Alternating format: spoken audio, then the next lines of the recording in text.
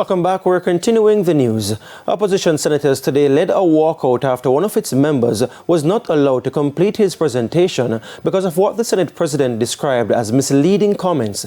The Senate was debating the Road Traffic Reprieve and the Nullification of Prescribed Notices Amendment Act. During his contribution, Senator Lambert Brown took issue with the enactment clause. He argued that the enactment clause was not in keeping with other legislative changes to make reference to the King. Let's read what the enactment clause says. Be it enacted by the King's most excellent majesty. One minute. No, Senator Brown. What? You know that you No, President, let me... No, because you see you're talking no. You're talking about no, I'm addressing you. I am about truth and informing the public, not misleading people.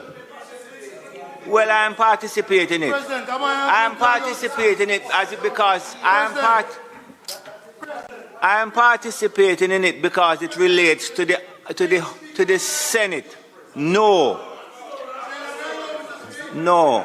The bill that was passed to change the relevant clause has not been consented to by the Governor General, and that is why the bill that you are having in your hand here has the whole enactment clause.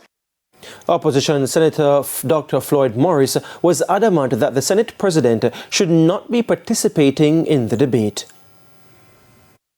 From my understanding of the role of the President of the Senate, he is supposed to be the mediator, the umpire, who is impartial and not participating in the debate in the Senate. That is why we have 20 members inside the Senate to participate in that cut and thrust of the debate.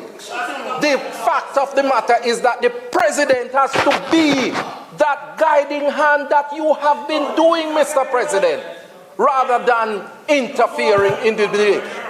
Senate President Tom Tavares Fenson argued that he was clarifying the matter.